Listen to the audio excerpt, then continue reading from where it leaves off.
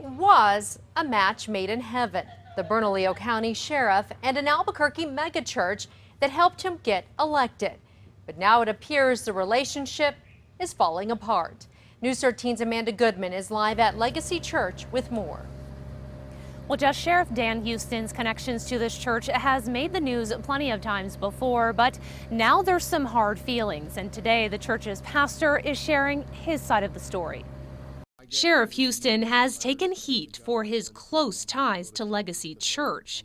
He used to be head of security, and he held BCSO graduation and promotion ceremonies there until last year.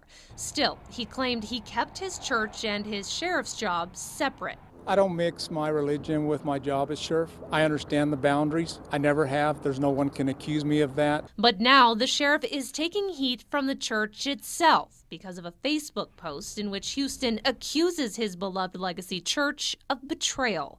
In the post, the sheriff says there's a movement to unseat him and give support for his position to someone else. I don't know why he used those terms, but I can guarantee you there's no betrayal here. Legacy pastor Steve Smotherman says the post caught him off guard, and he denies any sort of movement to unseat Houston. A lot of people run for office that come to this church, and they have a right to do that. And if that's a movement, that's unfortunate, because I thought that was democracy. Still, Smotherman admits he told Houston he will not be supporting the sheriff's re-election effort. I think some of the statements he's made in the past has caused me a lot of pause. And as a pastor, you know, I want to treat people well. I mean, that's what we do here at Legacy Church. According to a lawsuit filed by the sheriff's former attorney and spokesperson, Sheriff Houston called a secretary a fat slob and made another comment doubting another employee could have breast cancer because, quote, her breasts are so small. The sheriff never told any employee that they were an overweight slob or a fat slob.